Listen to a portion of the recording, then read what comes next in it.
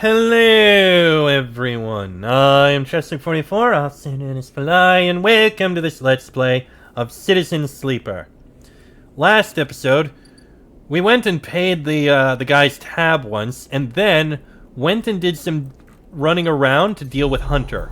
He's gone. We don't need to worry about him hunting us anymore.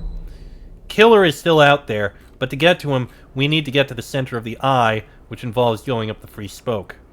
We'll deal with that later. Killer is not a threat at the moment, but he's lingering in the background. But we have other things to do. Let's start with Sabine. Time has passed for that.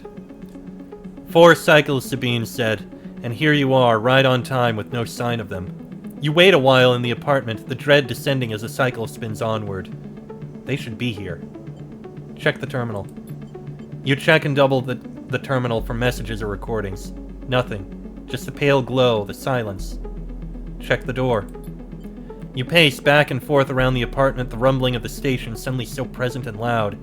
You go to the door and open it to an empty corridor. You close it again. Wait. You try to settle down, to wait.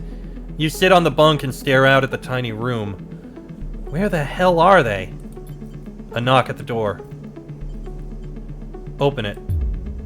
A figure stands at the door, and immediately you know it is not Sabine. They are taller, sharper, and something in their face glints in the half-light. A dark shape, like a stubby baton, hangs loosely from her hand. Our local sleeper. Good to finally meet you. She steps into the apartment, glancing around with sharp eyes. What, may I ask, are you doing here? She fixes you with a steady, unwavering stare. Waiting for a friend. Of course. A mutual friend of ours, the good doctor. She walks past you into the apartment, glancing around.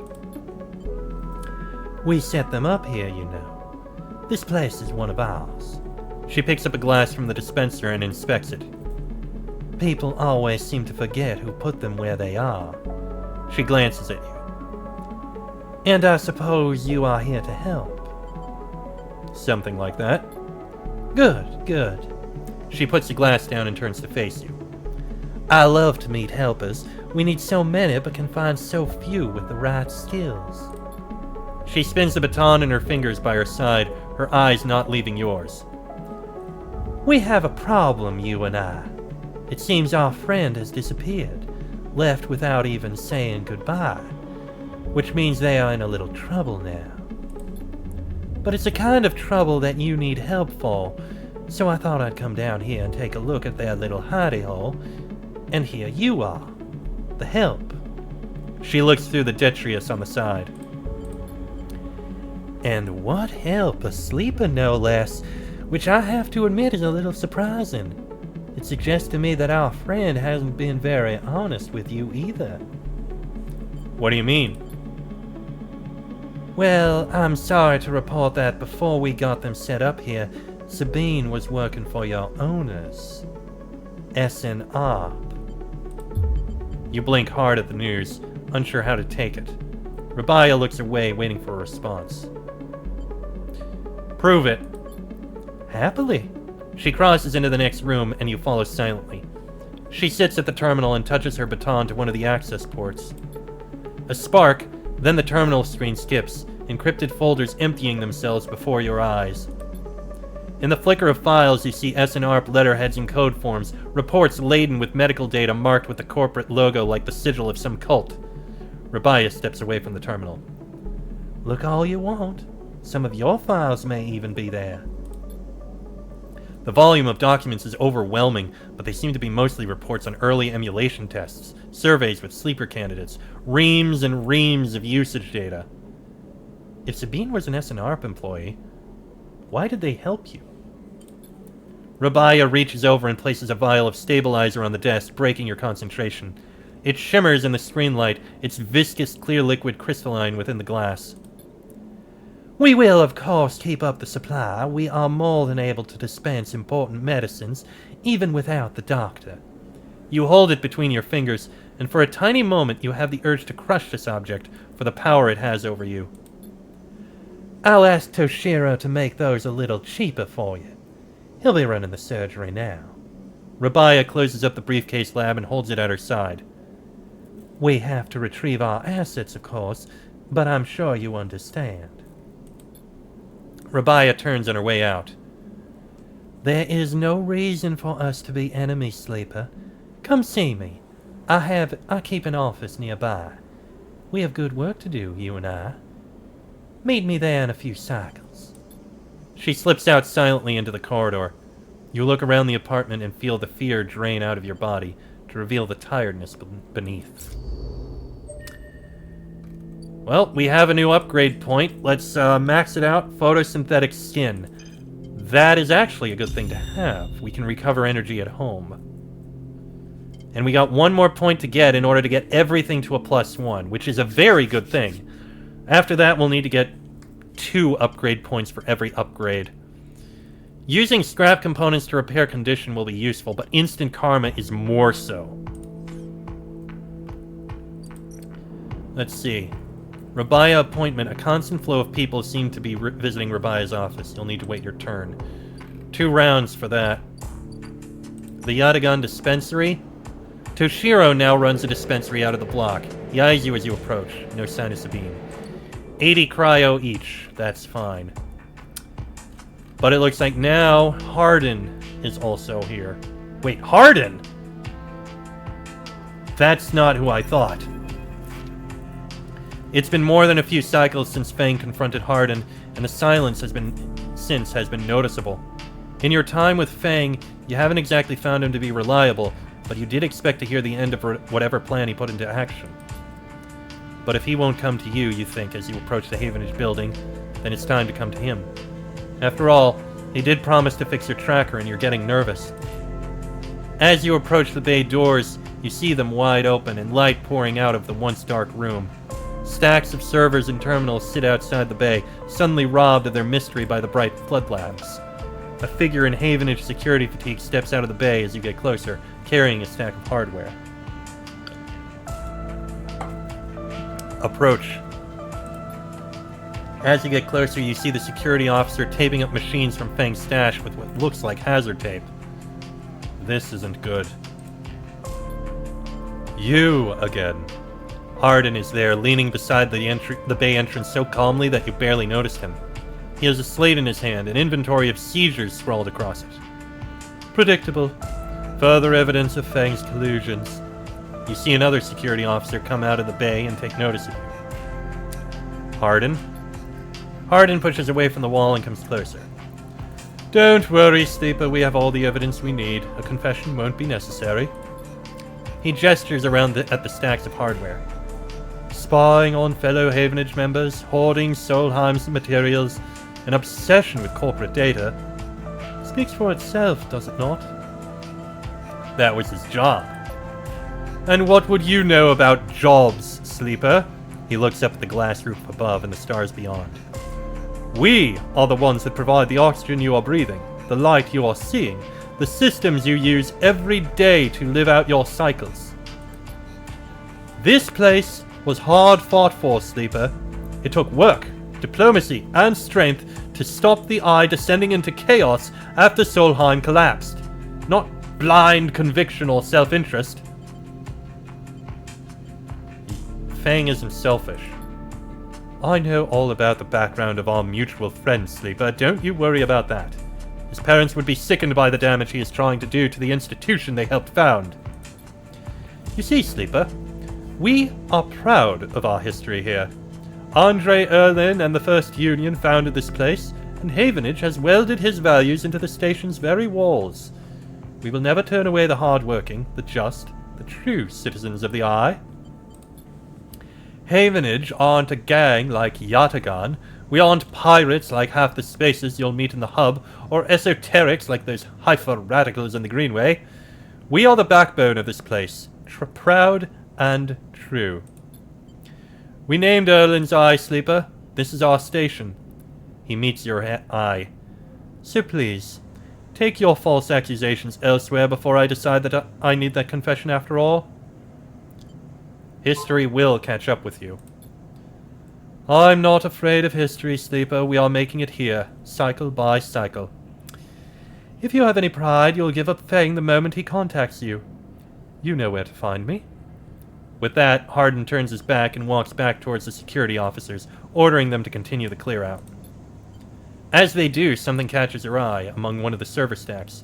A crumpled, hand-printed box of synthetic chewing gum, a penguin character grinning from the brightly colored card, and scrawled onto it a speech bubble reading, "Take me to Tambor." Take it. You carefully pocket the box, making sure no one is watching, and then turn away, just as another stack of servers is wheeled out of the bay. What have you done, Feng? And where the hell is Tambor? I think I know where Tambor is. The Tambor Tea House.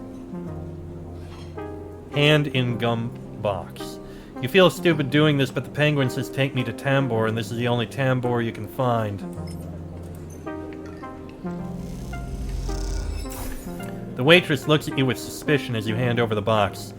Is this the right place?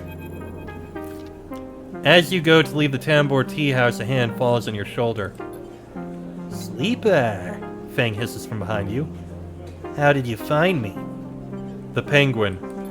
Penguin? What are you... Oh, do you mean... He mimes throwing gum in his mouth. That wasn't meant for you specifically, but... look, it doesn't matter. Come, let's sit. Feng guides you down a set of stairs to one of the Tambor's lower levels. The tea house is stacked with curved mezzanines, all connected by a central atrium. The levels are filled with makeshift booths and bars, and conversation bounces busily off the metal walls. Feng sees you looking around. This place used to be a fuel tanker's main drum, hence the name. The tea house part is a bit of a misnomer, though. You can get anything the eye offers from this place, but real tea isn't exactly readily available. He picks a booth, itself fashioned from some old salvaged tank or container, lined with spongy insulation foam, and collapses into it. He looks around furtively. Don't suppose you've seen any, Havenage types? They don't usually come out this far. Only you. Not anymore, I'm afraid. Suspended without appeal. Turns out Hardin has someone's ear. Doesn't bother me, though. Shows we hit a nerve back there. He picks a scrappy hand-scrawled menu from the table and tosses it over. What are you drinking? Why are you so calm? You know any reason I shouldn't be? He leans in, suddenly concerned, but then waves the idea away. Hold that thought. Let's order first. Feng is right. The menu is ridiculous. There's at least 10 different infusions, most of which you can't make out, but the paper is dominated by an extensive complement of esoteric alcohols and cocktails. Black tea is listed without a price as a seasonal specialty. So you ran into Hardin. Was he pissed? Yeah, that snake is so self-righteous he might actually believe that Erlen would approve of this meritocratic bullshit. He taps on the table. If Havenage was like it should be, like it was founded to be, they would have shouted him down at any council meeting he dared to mention true citizens. But I guess his kind run the place now. A young woman with a vine tattoo snaking up her arm turns up at the booth, a slate in hand. Your order? You skim the menu, your eyes glazing over. Time to pick something. Kelp infusion. She nods and notes it. And you... She begins, looking to Feng, but when she sees him, she suddenly stops. What the... You're supposed to be working! This is your shift! He grins sheepishly. You work here? Feng waves you to be quiet. Look, Jenna, let's just say this is my break. My friend here has been through a lot. Jenna looks between the two of you. Wave. Feng doesn't look pleased. 2 minutes, says Jenna, pointing at Feng, and only because I don't want to get dragged into... whatever this is. She gestures at the table and walks off. What? Feng stretches out in the booth. You know how it is, we all have to eat. Plus, this is the best place around here to find a person you might be looking for. Who? Remember that web of connections that Hardin pinged the moment we confronted him? Those are his collaborators. And if we want to understand what a Solheim executive might be getting up to on the Eye, those are the people we have to find. Feng is almost whispering now. There's a couple of them I suspect are in the low end, and Well, almost everyone in the low end comes through this place at one time or another. He brings a modified slate out onto the table. I've set this up so that when anyone with the network signature I'm looking for comes into close proximity, it'll mark them. Once they are marked, we can break through their access protocols and get at the good stuff inside.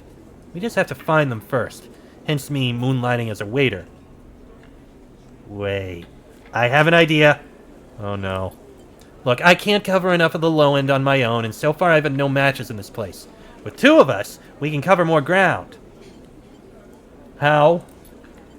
Well, we need to get you out and about in the low end, in close proximity to as many people and residences as possible. And it turns out my friend Minji needs some help with deliveries. As in Minji Express. Ah, so you already know him. Perfect. Feng places a tiny receiver on the table. This connects to my slate and runs the same marking protocol if you get near any of our targets. So all you have to do is take some delivery shifts for old Minji, and soon enough we'll have the place covered. Feng, don't give me that. You think I like working here? I thought you could use the tips. We are in this together, right? Are we? Yes! You think Hardin is happy to have you wandering around the place? He might have let you wander off for now, but I'm sure he has his eye on you. This is on you, too. Feng slips the slate back under his clothes. Just head on up to Minji Express, take a delivery shift, and we'll see what shakes up. If you manage to find anyone and extract any data, bring it right down here to me. They have me on double shifts, so I shouldn't be that hard to find. Jenna walks past carrying a tray of drinks and sharply catches Feng's eye. I don't think she's bringing your drink. I think it's time we called this meeting to a close. You grab the receiver from the table and slip it into a pocket. See you soon, Sleeper. Stay safe, Feng adds before turning and walking off towards the bar, whistling as he does. So, new drive, okay, involves going to Minji Express. The express delivery. You'll have to deliver noodles to half the low end before you can get a proper fix on Harbin's collaborators. That's something we deal with later, but I mean, I can do this one. Noodle manufacturer. I mean, I'll get some money and I'll get some energy. I may as well. It was a fail, but I mean, I got energy out of it. May as well take a rest now. Not much else I can do at the moment. Ah, yes. Perk Sunbathe. That's something that we can do.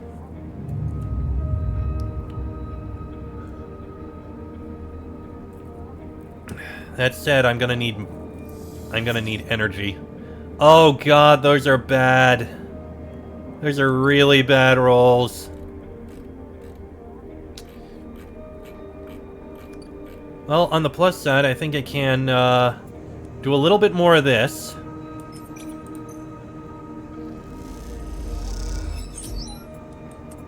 And with this, I can actually get this done and see what's in the shipyard. Let's see, we have the Havenage offices. Sophisticated tech is rare on the eye, so the shipyard is happy to pay for ship mine fragments they can dismantle and reuse. And a slate in the office advertises that Havenage are looking for informants on gang activity in the eye. So they want Yatagan data. We've also got unit assembly. Shipbuilding spots on the sidereal horizon are hard to come by. Poor work will see you dropped from the roster. Systems fitting. The sidereal horizon is webbed with complex systems bundled like nerves in a body. Your job is to lay these systems in, and that's junior tech. The systems team is looking for new members. Prove yourself a reliable tech and you're in. On the other side, there's structural fitting. The sidereal horizon is assembled block by block. You earned a place on the teams welding those blocks together. And you have a spot supporting the weld team, a good place to prove you know how to put a ship together. Okay, so that's putting together this colony ship. But who are Lem and Mina? From the walkway, the sidereal horizon looks impossibly vast. A landscape of plating and frames. All along her flanks, torches flicker, drones maneuver, arc lights glint. The sense of scale of industry is both stunning and strangely unsettling. She is quite beautiful, I think. You turn to see a figure a little way down the walkway, leaning at the railing. He is thin, ragged, his work gear poorly fitting and loose. The torches of the side reel horizon flicker in his eyes as he turns to you. Lem. He leans back from the rail, revealing a child standing beside him, staring out at the ship. And this is Mina, he adds with a smile. Hi, Mina. She stares and tucks herself behind Lem, who dutifully picks her up. She's a little slow to trust, aren't you, Mina? She buries her face in the folds of his overalls. Mina looks out from Lem's chest, a dark brown eye twinkling among the rough material. You working on her, then? Lem asks eagerly, gesturing to the vast ship. Or just admiring? He shifts Mina's weight to his other arm. I think eventually I'll be working. Me too, me too. He flashes a Havenage pass. I knew it just to look at you. I mean... He stumbles over his words, not wanting to be misunderstood. I mean, you look like a worker. She's Mina's and my ticket out of this place. Our escape vector, so to speak. The ship? Oh, you haven't heard? Anyone who takes a Havenage contract on the side reel horizon will be entered into a draw for the transit support crew. We won't get to sleep the journey through, but a couple of decades of service will be nothing from me and Mina if it means landfall on a new world. He winks. Transit support? Uh-huh. Someone needs to stay awake to keep the thing running. He straightens up, stretching his back. That's a colony ship, friend. The Celis Foundation is sending thousands to settle a system well outside the reach of the core worlds. It'll be a totally independent colony. No surrogacy, no corporations. Why is it here? Why build it here, you mean? Don't ask me, I know as much as Mina about that. He ruffles Mina's hair thoughtfully. I suppose many corporations weren't too happy about breaking with the idea of surrogacy, setting up somewhere without it feeding back to the core. Maybe Celis got locked out of the corporate shipyards and had to go begging for somewhere to set up. Homeless, just like, Mina and me. Mina responds by pushing his hand away. Daddy, she whispers. Food.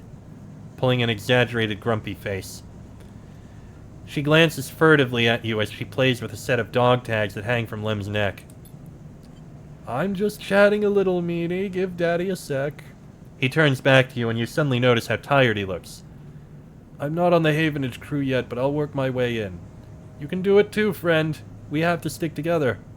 He smiles a little shakily and you wonder how long he's been working to break into the official shipyard crew. For sure. He looks out at the side reel horizon as if trying to pull energy from those flickering torches from the vast hull. We've got to hold out, okay? You aren't quite sure if he's talking to you. That's how it works. While he stares out, Mina catches your eye curiously. You agree, Mina? She straightens up and meets your eye. Daddy loves me, she says it stubbornly, daring you to question her. Lem smiles and lifts Mina.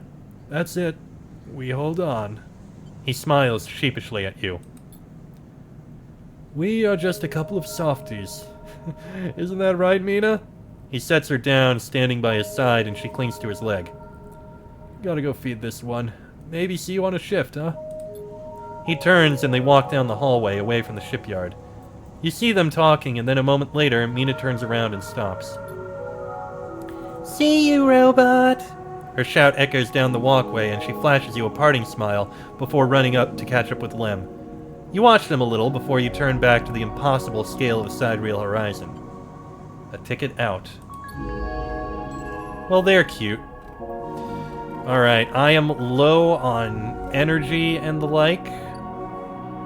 Baya's office will be next chance we get. But, I can do some more of this.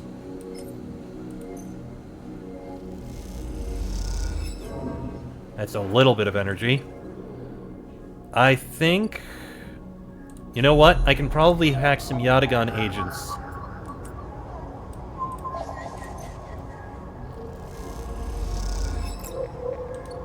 Because I need the Yatagan information for, what's his name? That'll get me another bit of, whatever it's called. Stabilizer. Alright, let's spend this bit of money we had. on some more food at Emphasis Stall. Oh, didn't mean to do that. There we go.